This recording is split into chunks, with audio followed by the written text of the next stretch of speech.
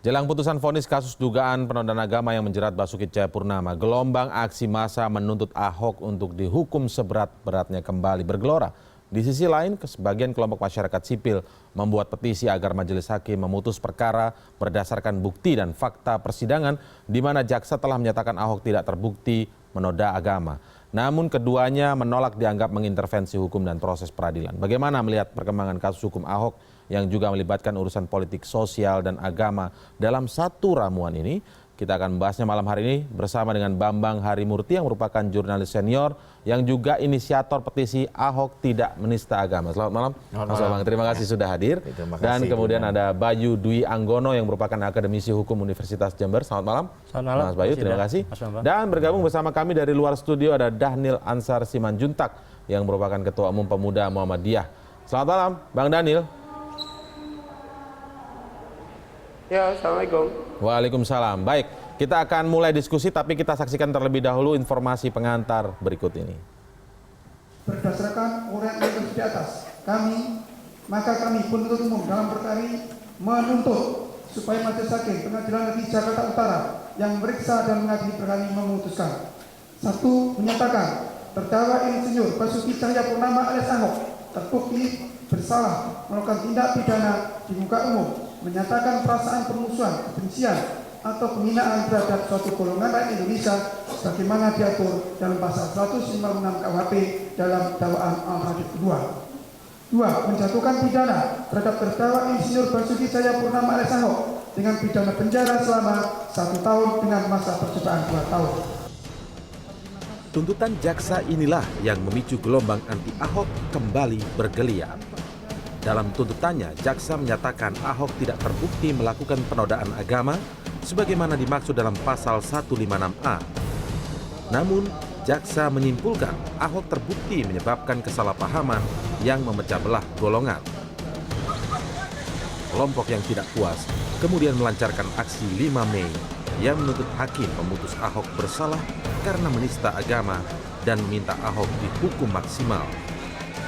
Mereka menyampaikan aspirasi kepada Mahkamah Agung agar hakim bebas dari intervensi kekuasaan. Perwakilan aksi yang diterima MA membawa berkas setebal 600 halaman.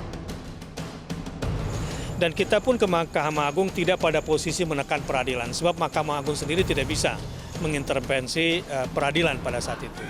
Jadi apa yang kita lakukan adalah untuk mendukung independensi hakim. Jika dia adil, maka Allah akan berkahi dia. Jika dia zalim, Allah pasti akan berlaku adil dengan sendirinya. Sementara itu, sebagian kelompok masyarakat sipil seperti Gunawan Muhammad, Yeni Wahid, dan Todung Mulya Lubis mengajukan petisi berisi penolakan tuntutan hukum terhadap Ahok dalam kasus dugaan penodaan agama.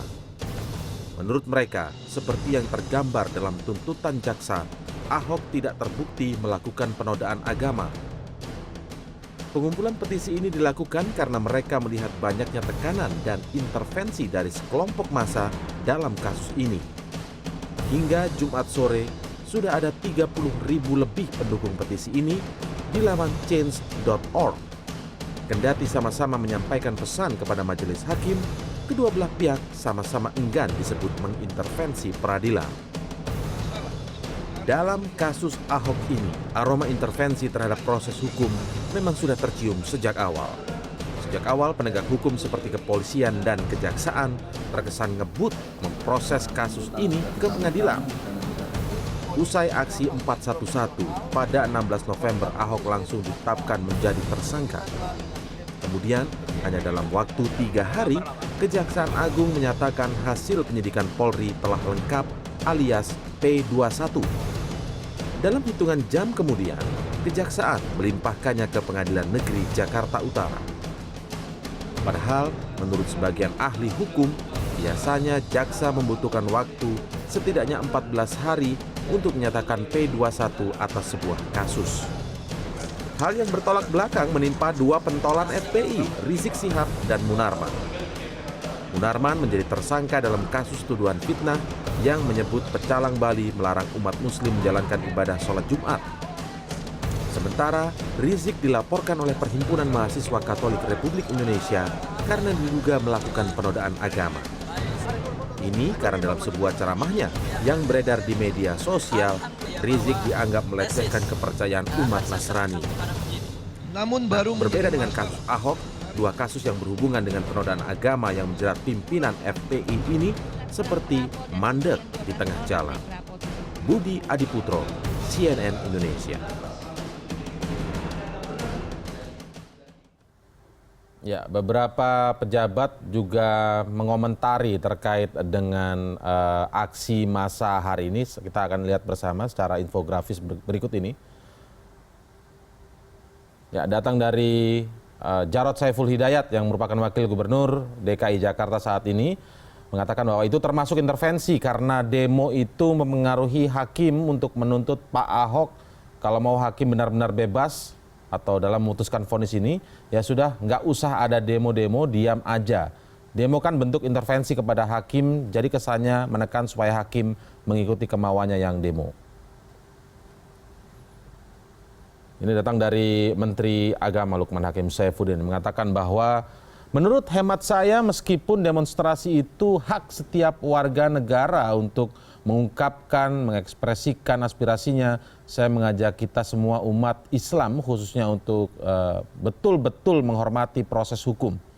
Karena itu kita tunggu saja putusan hakim, putusan hukum seperti apa, dan saya menghimbau semua kita untuk mematuhi apapun putusan nanti dalam kasus ini. Jadi kita tidak perlu mengintervensi atau mempengaruhi para hakim, apalagi dengan tekanan-tekanan massa yang sangat besar dan sebagainya.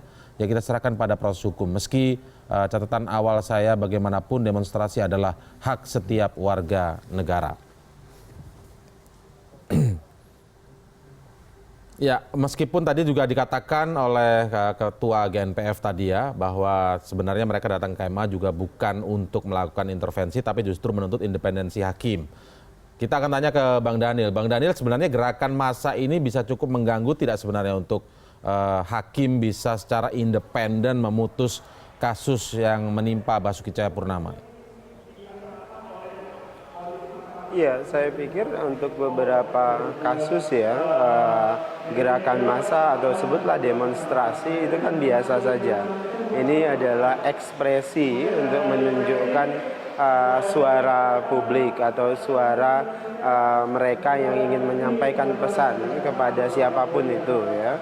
Jadi bagi saya ini sebagai bunyi atau sinyal begitu bahwasannya ada publik yang bersuara sedemikian rupa. Nah itu sebenarnya ingin menyampaikan suasana kebatinan publik, ya, terutama yang berdemonstrasi tadi misalnya kepada hakim atau siapapun ya, supaya kemudian hakim atau pembuat kebijakan dalam kasus lain itu melihat suasana kebatinan publik. Saya pikir itu saja, dan apalagi itu dilindungi oleh konstitusi kita. Baik. Ketika nanti tanggal 9 Mei disebutkan saat vonis akan dibacakan begitu, akan diputuskan oleh majelis hakim, rencananya juga akan kami mendengar informasi akan ada gerakan massa lagi. Menurut Anda apakah sebaiknya tidak ikut dalam gerakan massa ini ataukah menunggu saja vonis hakim begitu, atau sah-sah saja kemudian kembali melakukan gerakan massa ini? Iya, Pemuda Muhammadiyah dan Muhammadiyah sejak awal kami melaporkan dan melakukan langkah hukum sebagai satu-satunya cara yang kami lakukan ya. Kemudian di tengah perjalanan ada kawan-kawan yang punya aspirasi yang sama kemudian melakukan demonstrasi, itu juga kami hormati selama itu dilakukan dengan cara-cara yang damai. Tapi dari beberapa aksi termasuk yang aksi hari ini, Pemuda Muhammadiyah secara formal tentu tidak bergabung ya, tidak ikut demonstrasi. Nah, demikian juga nanti tanggal 9 Mei kami akan tetap melakukan pengawasan terhadap proses hukum ya, seperti sudah kami lakukan. Kami sudah menyampaikan protes, bahkan mencium keganjilan terhadap tuntutan yang dibuat jaksa. Nah, itu kami laporkan ke Komisi Kejaksaan. Pun demikian terkait dengan tugas-tugas hakim, kami sejak awal sudah menyampaikan secara formal ya agar Komisi Yudisial itu melakukan pengawasan intensif terhadap kerja hakim kali ini. Nah, jadi kita selalu melakukan langkah-langkah formal legal sebagai upaya untuk melakukan pengawalan proses hukum. Jadi kami sih sejak awal menghimbau agar masyarakat melakukan hal yang sama, melakukan pengawasan dengan cara legal formal. Saya pikir itu, Mas. Walaupun turun ke jalan menurut Anda diapresiasi saja, dihormati saja begitu ya?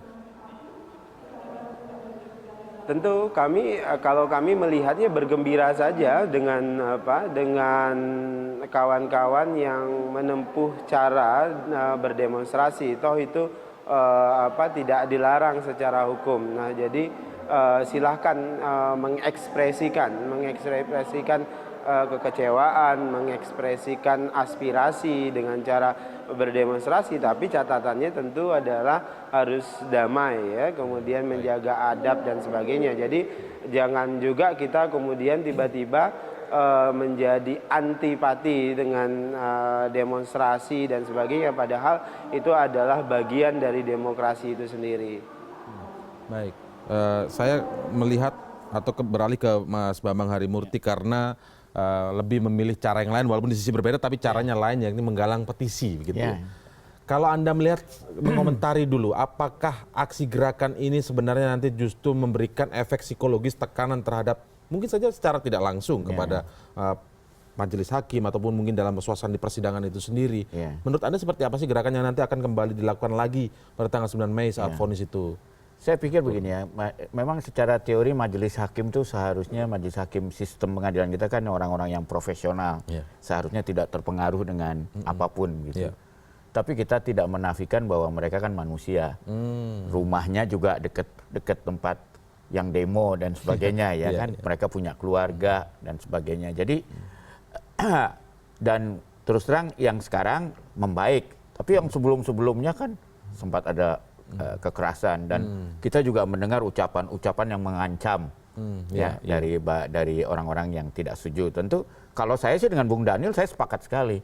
Yang kita sudah memilih jalur hukum, silakan jalur hukum itu berjalan. Dan memang kalau kita bicara soal keadilan itu kan sifatnya subjektif. Kalau di pengadilan pasti yang kalah bilang itu tidak adil, yang menang bilang itu adil. Karena sangat subjektif. Tetapi yang namanya hukum itu kan sebetulnya keadilan kolektif. Jadi orang sebelum ada peristiwa sudah bikin kesepakatan dulu. Kalau ada begini, terbukti begini, hukumannya begini. Sehingga muncul yang disebut kepastian hukum. Nah, sekali kita sudah memilih jalur hukum, kita harus menjaga kepastian hukum itu. Nah, kami melihat begini, ada satu celah yang bisa majelis hakim bisa dapat informasi yang salah. Yaitu dalam memberi keputusan, majelis hakim juga harus mempertimbangkan aspirasi yang beredar di masyarakat. Nah, sementara ini kami lihat kok yang pengen Ahok dihukum apapun itu sangat vokal sekali menyampaikan aspirasinya, bahkan tidak hanya dengan suara, ancaman namanya, tapi juga dengan gerakan-gerakan massa dan sebagainya. Oleh karena itu kami pikir wah, hakim ini harus dapat informasi yang benar dong, berimbang bahwa lagi aspirasi massa itu tidak hanya disampaikan oleh mereka. Dan yang membuat kami lebih concern itu, saya kebetulan ikut di Harvard Club Indonesia gitu ya kan, di situ banyak pakar-pakar hukum yang piawai-piawai. Kami mendiskusikan juga soal ini, mencermati sidang-sidang, dan kelihatan dari sidang-sidang itu loh, ini kok pakai akal sehat aja udah jelas nyata lah begitu ya. Dan tapi waktu itu kami belum mau bergerak karena nanti waktu itu kan sensitif. Di kalangan kelompok Harvard Club sendiri kan ada yang mendukung Ahok, ada yang tidak mendukung Ahok, ada yang Anies. Jadi kita nggak mau lah masuk ke dalam pilkada, bisa kecampur. Tapi begitu sudah pilkada itu udah selesai, ya fokusnya adalah soal hukum ini ya. Soal hukum, karena soal hukum ini menyangkut kita semua. Kalau pengadilan ini bisa ditekan dengan massa takut, sekarang Pak Ahok yang kena, lain kali bisa siapa saja yang kebetulan mengganggu kenyamanan orang yang punya kekuatan untuk menekan. Nah ini kan berbahaya kalau gitu udah runtuh. Sehingga kita bilang apalagi di Harvard itu kan doktrinnya veritas, kebenaran. Jadi kita bilang wah kita harus beri dong ini pernyataan. Jadi sebenarnya yang dipotret itu bukan sekedar membela Ahok, tetapi lebih kepada jika kemudian hukum ditegakkan hanya karena tekanan massa yang besar, itu maka tidak baik begitu ya. Iya, dan ini kan dalam sejarah udah ada kalau ingat pengadilannya Socrates dulu. Ya itu kan diakibatkan karena tekanan massa yang sebel sama Socrates sehingga dianggap jadi pengadilan sesat begitu ya. Tapi kan seorang Socrates walaupun dia tahu itu pengadilannya sesat, ya sudah, dia harus menjaga kepastian hukum, ya sehingga dia mengesalkan muridnya itu. Tapi kembali ke soal ini, saya pikir ya kita harus menyampaikan pada majelis hakim bahwa suara di luar itu, aspirasi itu juga beragam, ya selengkap mungkin lah dia dengar. Dan kedua juga kalau di dalam sistem hukum itu kan sudah jelas bahwa pertama azas hukum Indonesia adalah bahwa tuduhan dakwaan itu adalah bebannya jaksa. Jaksa harus membuktikan dakwaannya di pengadilan. Karena azas hukum kita adalah presumption of innocence atau praduga tidak bersalah. Kalau jaksa tidak bisa membuktikan dakwaannya di pengadilan, ya otomatis orang itu tidak salah. Iya kan? Lah dalam kasus ini jaksa sendiri setelah mendengar semua saksi-saksi segala, dia sendiri akhirnya bilang, wah ternyata nggak menista agama. Karena di kesampingan 156A tadi. Di kesampingan 156. Jadi jaksanya sendiri udah bilang, wah nggak ada penistaan agama. Yang dia bertahan pada pasal 156 kebencian terhadap, menyebarkan kebencian terhadap golongan.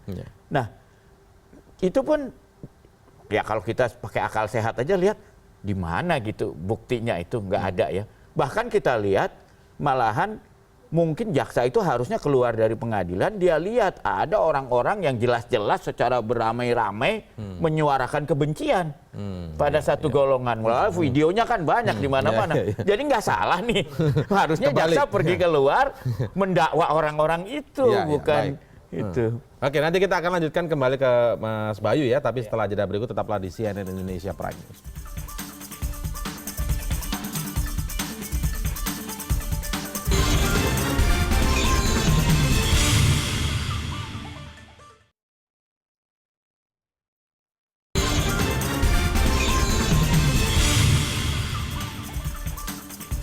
Baik, sekarang saya akan melihat dari sisi hukumnya begitu ya. Kalau Mas Bayu Dwi Anggono melihatnya seperti apa tadi dari para yang terlibat dalam gerakan aksi damai 55 begitu, datang perwakilannya ke MA, kemudian mengatakan sebenarnya bukan untuk mengintervensi tetapi lebih kepada meminta agar jalannya sidang kasus Ahok ini hakimnya independen.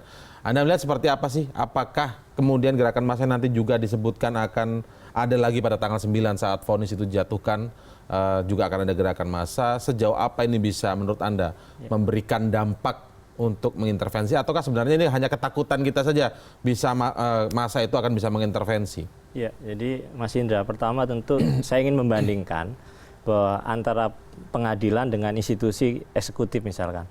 Kalau kita lihat pilkada saja, pemilihan kepala daerah, itu kan ada masa kampanye, ada masa tenang. Masa kampanye semua pihak boleh menyuarakan pendapatnya, masa tenang disitulah kemudian semua pihak tenang berpikir untuk kemudian menentukan pilihan. Ini kan sama sesungguhnya pengadilan kita ini. Proses persidangan Ahok yang cukup panjang sekali, kemudian selesai pembacaan tuntutan dan pledoi dari Ahok, hakim waktunya sesuai dengan KUHAP kan kemudian mereka berkontemplasi. 3 orang hakim ini majelis sama-sama menyampaikan pendapatnya, kemudian saling beradu argumen, melihat fakta-fakta persidangan setelah semua pihak didengarkan, baik kubu pelapor, saksi meringankan, saksi memberatkan, keterangan ahli semua mengajukan, semua diberikan kesempatan yang sama. Audi et alteram partem, semua pihak diberikan kesempatan yang sama. Harusnya menurut saya, kalau pilkada aja ada masa tenang, menurut saya biarkan saat ini hakim untuk tenang, untuk memikirkan apa yang sudah terjadi persidangan. Sehingga ini yang saya sebutkan bahwa dalam konteks pengadilan sebagai institusi yang cukup sakral di kita, ini kan tidak hanya di Indonesia, di semua negara juga punya pengadilan. Ada yang namanya prinsip kita sebut sebagai The Bangalore Principle of Judicial Conduct tahun 2002. Di situ ada prinsip namanya independensi. Hakim harus dijauhkan dari tekanan fisik dan psikis. Ingat, psikis. Fisik dan psikis ya? Ada itu seperti itu ada. ya? Di Banggar Principle of Judicial Conduct ini adalah kesepakatan hakim seluruh dunia bahwa yang harus ikut juga dihormati oleh seluruh pihak. Artinya ketika hakim itu sedang memutus atau membuat sebuah putusan, tekanan tidak hanya fisik, psikis saja harus dihindarkan. Karena itu kalau kita lihat di negara-negara yang sudah negara hukum yang cukup maju, pasti orang akan mempercayakan semua penyelesaian konflik kepada pengadilan. Karena apa? Toh di pengadilan semua pihak diberikan kesempatan yang sama. Jadi artinya yang saya maksudkan adalah kemandirian hakim ini harus dijaga betul. Karena ini institusi yang cukup resmi. Yang kedua yang ingin saya katakan adalah saya cukup tentu ketika persidangan Ahok, ketika ada kubu pro dan kontra yang menghadirkan massa, itu sesungguhnya pembelajaran yang buruk bagi proses peradilan kita. Kenapa? Karena menurut saya betul ada namanya kebebasan untuk menyuarakan pendapat. Tapi ingat, di dalam Undang-Undang Dasar kita itu bukan termasuk hak asasi yang dapat dikurangi. Karena dia bukan hak untuk hidup, bukan hak untuk dituntut atas hukum yang berlaku surut, atau hak untuk disiksa dan sebagainya. Itu adalah dia masih hak yang bisa dibatasi oleh 28J2. Dibatasi dalam rangka menjaga ketertiban dan negara demokratis. Apa? Prinsip negara hukum, bahwa kemandirian hakim itu. Jadi tidak boleh kemudian atas nama kebebasan. Atas nama hak kebebasan yang dijamin di konstitusi tidak ternyata ya? Iya, karena sesungguhnya dibatasi juga oleh 28J2 dan pasal 24 ayat 1 tentang kemandirian kekuasaan kehakiman. Dan ingat, di Undang-Undang Kekuasaan Kehakiman, Undang-Undang 48 2009, di pasal 3 ayat di ayat 1 dan ayat 2 dan ayat 3 itu sebuah sanksi pidana loh. Kalau kita baca di sini jelas bahwa hakim wajib menjaga kemandirian dan semua pihak wajib untuk tidak ikut campur dalam urusan pengadilan. Ayat 3-nya kemudian siapapun itu baik pro maupun kontra sesungguhnya ketika kemudian dia coba hadir dalam persidangan pun hadir di persidangan, sayangnya kita KUHP pidana kita sanksi pidananya baru ketika mengganggu di persidangan. Tapi di RUU KUHP yang baru ini ketika nanti terkait dengan yang kita sebut sebagai contempt of court, penghinaan peradilan, pihak di luar pun yang melakukan pro dan kontra yang dalam arti di luar pengadilan kemudian itu dianggap mengganggu jalannya persidangan, itu bisa dikenakan sebagai bentuk contempt of court, penghinaan dalam peradilan. Saat ini sejauh ini kan kalau kita lihat mereka hanya berada di luar. Sayangnya memang KUHP kita masih yang di dalam. Tapi RUU KUHP yang baru itu sudah diperluas, mengganggu jalannya proses peradilan dalam arti luar. Mengganggu itu bisa luar juga.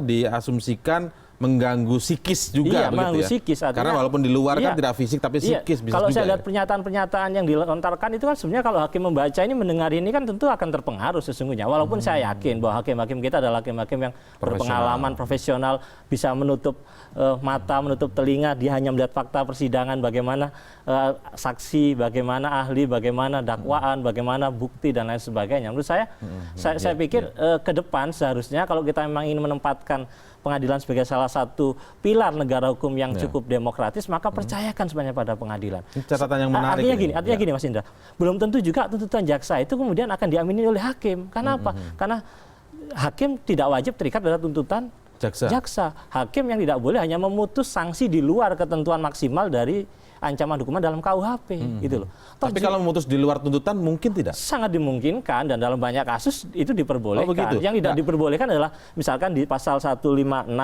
ancaman hukumannya 4 tahun. Kemudian hakim memutus 6 tahun, itu nggak boleh. Tapi kalau hukuman ini misalkan hakim menuntut lebih, boleh. Jadi peluangnya sama-sama besar. Bisa tuntutan hakim tuntutan jaksa dikabulkan atau malah tidak juga dikabulkan atau malah lebih berat dari tuntutan jaksa. Dan yang kedua, juga ada mekanisme koreksi oleh atas. Jadi kalaupun ini putusan nanti belum sesuai, masih ada banding, masih ada kasasi. Artinya proses masih panjang. Mari kita hormati proses itu. Jadi menurut Anda lebih baik tidak juga melakukan aksi-aksi gerakan massa seperti ini? Iya, kedua belah pihak. Artinya selama proses sidang kedua belah pihak.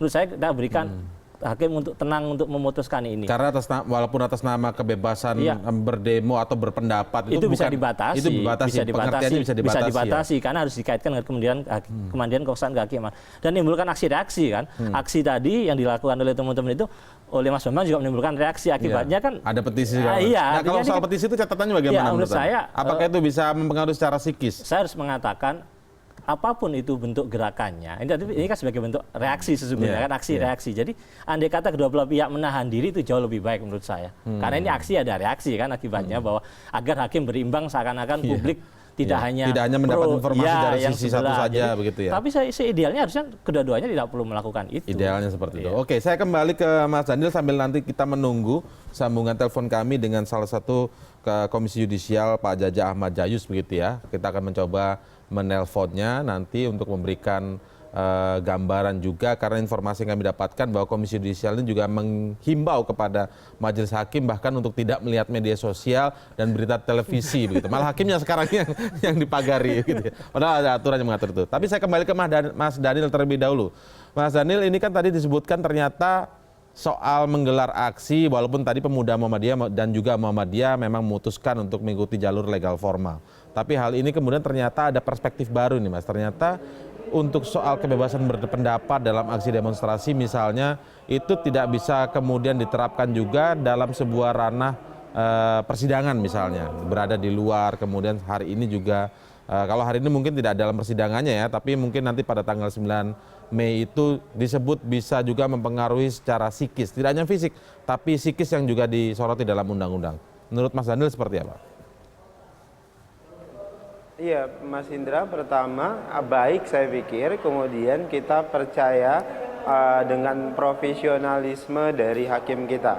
Nah, kalau kami tentu ketika ada sebutlah dugaan penyimpangan dari hakim, tentu kami melakukan langkah legal formal. Tapi jangan lupa juga di tengah kepercayaan kita terhadap profesionalisme hakim, tapi setiap hari misalnya majalah Tempo, kemudian banyak media menyebut ada mafia peradilan, ada intervensi politik, baik itu dari penguasa dan sebagainya. Nah, itu kan tidak bisa dinafikan ya.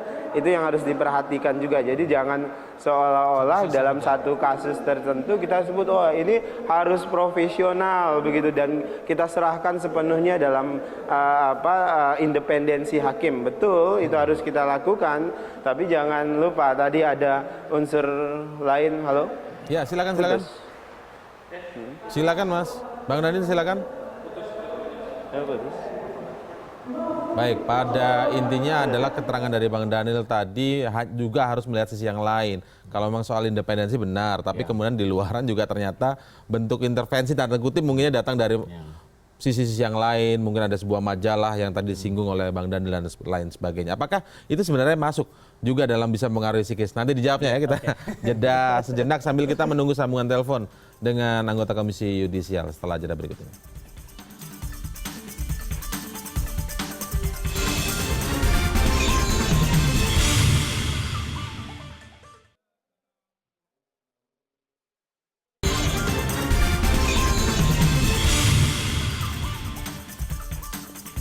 Baik, kita masih menantikan dari Komisi Yudisial, mungkin apakah sudah tersambung, kita nanti akan mencoba menanyakan beberapa hal karena Komisi Yudisial menyarankan kepada majelis hakim yang menangani kasus Basuki Cahayapurnama ini agar tidak membuka media sosial, kemudian juga tidak melainkan berita televisi karena khawatir akan terjadi terpengaruh begitu, terintervensi begitu. Tapi kalau disebutkan tadi Bang Daniel begitu ya, itu menarik juga ketika melihat satu sisi saja, jangan dilihat satu sisi saja, tapi sisi lain seperti bentuk dari majalah tertentu yang memberitakan tentang hal-hal yang mengarah kepada ya mungkin bisa dianggap sebagai intervensi dan sebagainya. Itu menurut Anda apakah memang bisa menjadi bagian dari intervensi itu sendiri? Saya tidak menutup mata bahwa proses atau dalam arti pengadilan kita belum bersih dari mafia peradilan.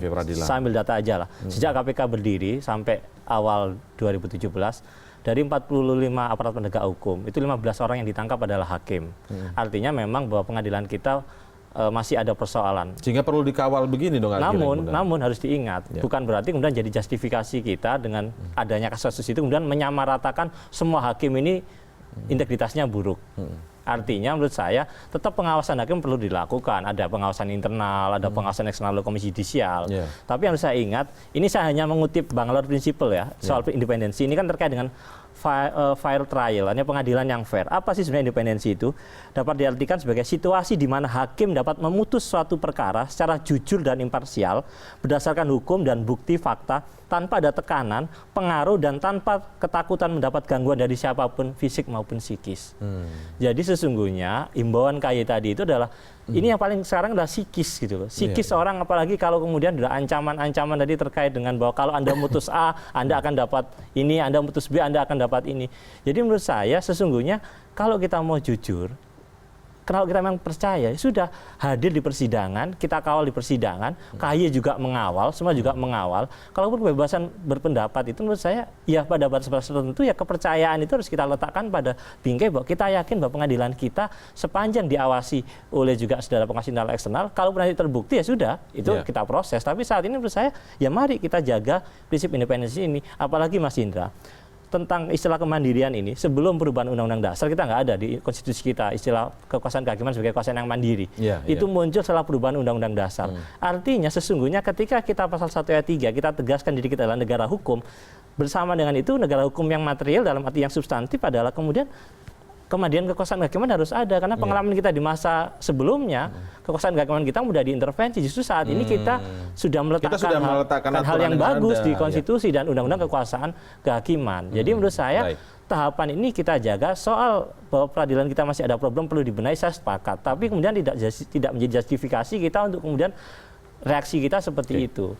Karena pengawasan-pengawasan masih berjalan, KY toh juga mengawasi. Tekanan-tekanan fisik itu bisa terlihat, tapi kalau tekanan psikis itu kan nanti terjemahannya bisa banyak. Iya, psikis ya ketika dia membaca media, menonton televisi, kemudian dia merasa ancaman-ancaman itu menganggap, wah psikis saya ini kalau memutus ini jangan-jangan nanti saya dan keluarga saya dicela, saya dan keluarga saya dihujat. Itu psikis menurut saya. Nanti kita akan coba lihat atau tayangkan kembali ke pernyataan dari perwakilan GMPF yang tadi datang ke MA begitu, apakah ini termasuk bisa menyerang psikis atau tidak. Tapi saya ke Mas Bambang terlebih dahulu.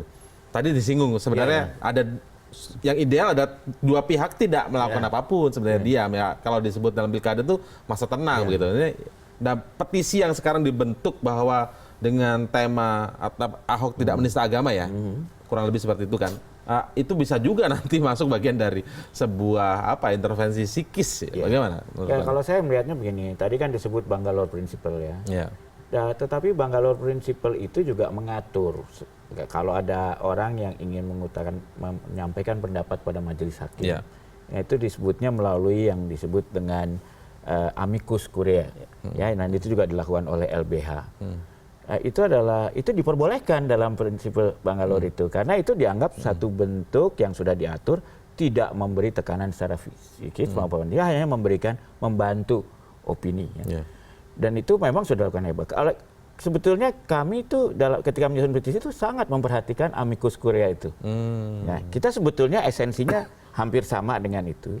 Cuma yang kami lengkapi cuma satu aja, karena yaitu tadi kalau supaya hakim itu tidak merasa tertekan dan tidak merasa harus memutus ke sana gitu.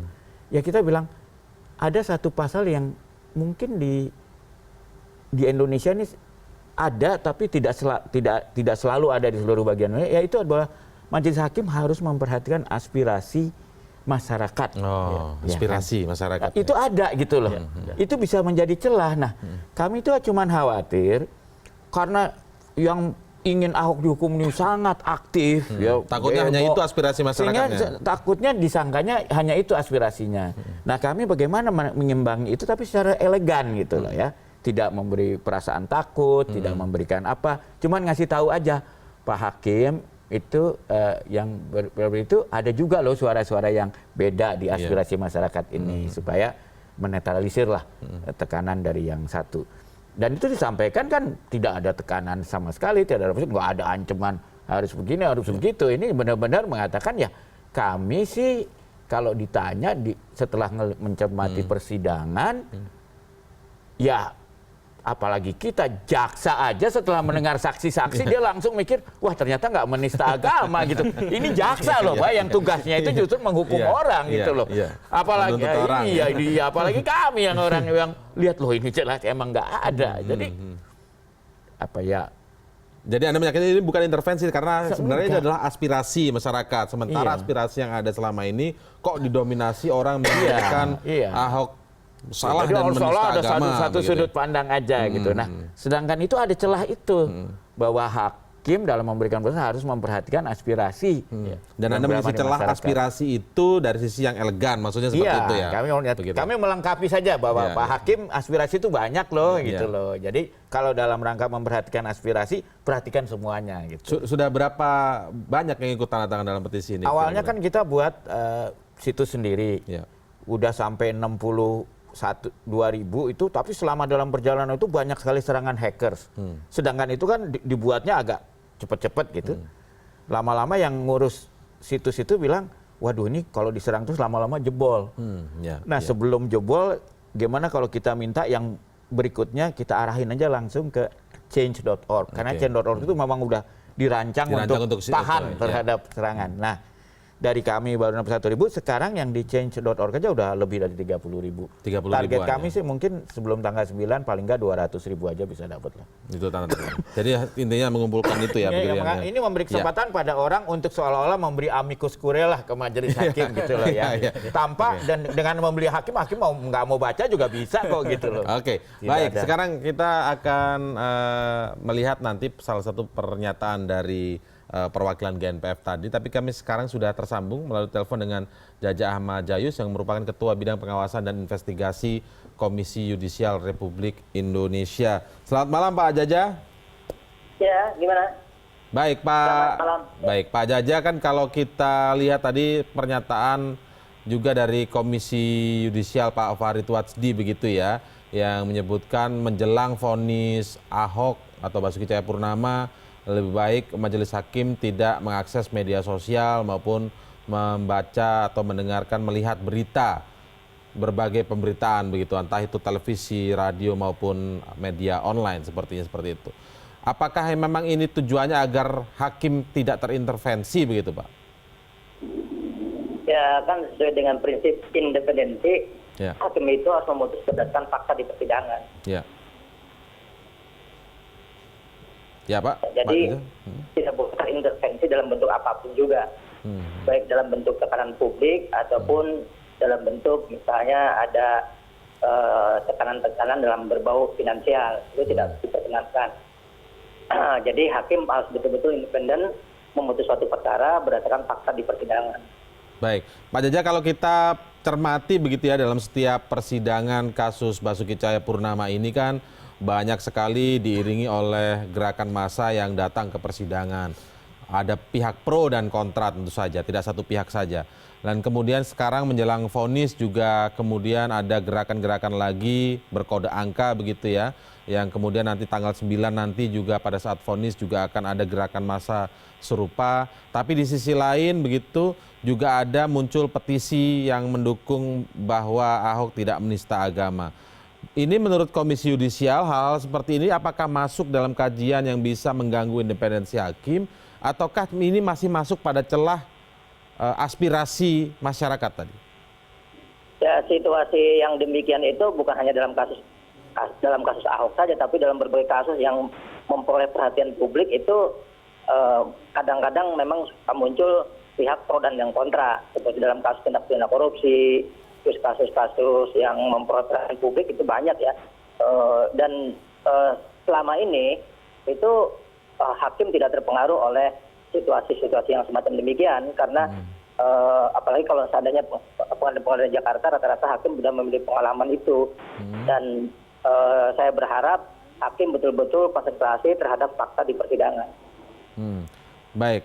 Dan kemudian apakah memang ada himbauan ataukah sebenarnya ini seruan agar tidak benar-benar tidak mengakses media sosial dan melihat berita seperti itu? Apakah ini hanya himbauan saja atau bagaimana? Dari ya itu mungkin Pak Farid maksudnya jangan terpengaruh lah gitu mungkin ya. Tetapi kalau dia lihat orang itu hak asasi hakim yang bersangkutan, tetapi intinya jangan terpengaruh oleh di luar fakta persidangan. Baik, nanti ukuran dari Komisi Yudisial melihat putusan persidangan nanti misalnya bahwa ada hal yang janggal atau hal yang mengintervensi dan lain sebagainya, ukurannya seperti apa bagi KY nanti? kita kan belum bisa melihat ya, karena faktanya belum ada ya. Nanti ada ukurannya, misalnya dalam memberikan pertimbangan hukum, kurang memberikan pertimbangan hukum dan sebagainya. Karena walaupun dalam pasal 5 Undang-Undang 48 tahun 2009 itu hakim harus menggali nilai-nilai hukum yang itu, nanti kita akan nilai sejauh mana dia mengungkapkan fakta-fakta dalam persidangan dengan ukuran-ukuran hukum yang objektif itu. Baik. Oke, terima kasih Pak Jaja Ahmad Jayus dari Komisi Yudisial, dan ulasan ini masih kami akan lanjutkan setelah jeda berikut ini.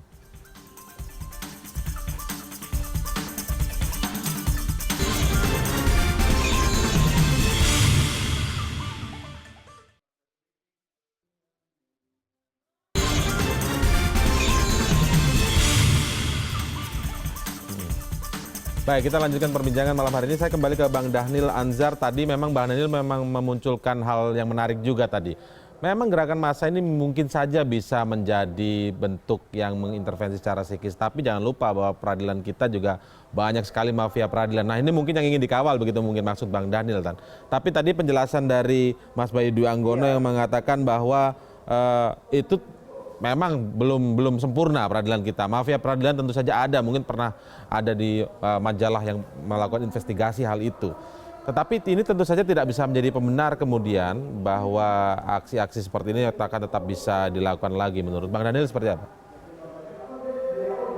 Iya, pertama saya ingin menyebutkan upaya-upaya legal formal seperti sejak awal saya sebutkan itu adalah jalan yang ditempuh oleh pimpinan Pusat Pemuda Muhammadiyah. Nah, tapi kemudian di satu sisi ada kelompok yang berusaha menyampaikan keresahan mereka dengan berdemonstrasi, kami menghormati itu. Tapi dengan catatan begini, jadi demonstrasi itu bisa jadi sebagai sinyal menyampaikan pesan bahwasannya ada keresahan publik terkait dengan kasus ini.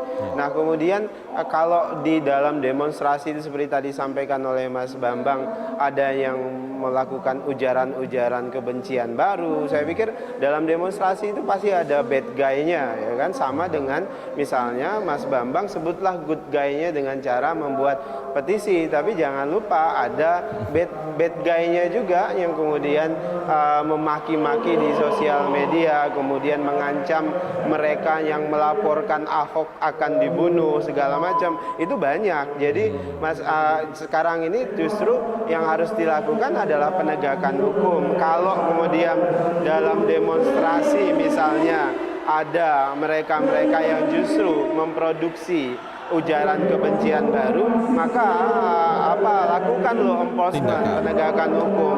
Nah, di sisi lain kalau ada misalnya orang-orang yang menempuh cara online, petisi, kemudian sosial media, kemudian melakukan ujaran kebencian yang sama, bahkan mengancam membunuh segala macam, ya tegakkan hukum juga.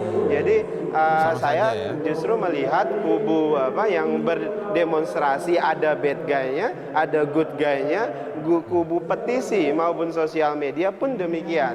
Nah, oleh sebab itu kami dalam konteks ini tetap berdiri, misalnya secara proses peradilan legal formal kita tempuh, kita awasi dari hulu sampai hilir, kita awasi seluruh prosesnya sampai kami tidak punya jalan hukum lainnya. Kalau tidak punya jalan hukum lainnya, tentu kami tinggal berserah diri pada Allah Subhanahu Wa Taala, begitu saja. Nah, kemudian tadi saya sebutkan ada cara lain kemudian turun jalan lagi juga nggak, Mas? Menempuh cara demonstrasi. Kalau kemudian cara demonstrasi itu dilakukan dengan cara yang beradab, saya pikir kalau kemudian kita percaya dengan profesionalisme hakim, maka hakim tidak akan terpengaruh dengan demonstrasi itu. Hakim justru melihat itu sebagai salah satu mungkin perspektif publik. Nah, tapi kemudian kalau ada yang tadi dibilang Mas Bambang mengujarkan kebencian, tangkap. Demikian juga kalau yang bikin petisi, kemudian sosial media ini kemudian mengancam mau membunuh segala macam melalui sosial media, tangkap juga. Nah, itu tugasnya polisi. Sekarang PR-nya itu adalah penegakan hukum. Oke, baik. Saya terakhir ke Mas Bambang Harimurti. Bagaimana ada tanggapan dari? Ya, kalau saya sih prinsipnya setuju sekali dengan Bung Dhanil. Saya kira kita semua sama saja ya, kita ingin ada. Cuman mungkin beda ini ya, beda posisi saja ya. Ya, enggak. Saya kira mungkin ya ini kan ada perbedaan sudut pandang yang berbeda. Dan saya sendiri juga bisa memahami lah. Walaupun nih karena Bung Daniel dari Muhammadiyah, saya ada satu pesan pribadi, boleh nggak nih Pak? Ya, boleh. Ya, saya tuh gini, saya tuh ingin tanya sama Bung Daniel tuh, saya pribadi merasa tidak ada penistaannya. Tapi saya, oke lah, saya menghormati kalau ada yang berpendapat merasa itu ada penistaan pada saya tuh menggoogle cari sebenarnya di Al-Quran tuh apa sih yang harus dilakukan orang Islam kalau ada pihak yang menista ayat-ayat Allah. Ternyata ketemu langsung surat An-Nisa 140. Ya. Itu jelas sekali gitu di situ perintah Tuhan. Kalau ayat-ayat Tuhan dinista, tinggalkan tempat itu sampai penistaan itu berhenti. Itu aja. Jadi nggak ada tuh harus di penjara, di apa, ini perintah Tuhan loh ya. Kalau kita percaya pada An-Nisa 140. Tapi kan hukum positif Indonesia tadi berbicara lain, ada 156. Makanya karena yang demo-demo ini pakai mengatasnamakan Islam ayat-ayat, saya sebagai orang Islam juga jadi penasaran apa saya yang kurang mengerti soal Islam, tapi saya lihat jelas di Al-Quran gitu. Sebelum saya ke Mas Bayu, terakhir tanggapan dari Mas Daniel mungkin, karena ini bentuknya tadi pertanyaan soalnya. Bang Daniel. Saya nggak dapat pesan apa yang disampaikan Mas Wahyu tadi. Saya nggak kedengaran. Mas Bambang Harimurti. Ya. Mas Bambang. Saya nggak kedengaran tadi. Oh, ya. Apa itu pesannya? Ya, tadi boleh dulu singkat. Oh, enggak, begini aja Mas. Saya tuh sebagai orang Islam gitu, ketika pengen tahu seandainya betul ada yang menista ayat-ayat Tuhan tuh sebetulnya ada nggak sih rujukannya di Al-Quran? Ternyata ada di An-Nisa 140 dan rujukannya sangat jelas.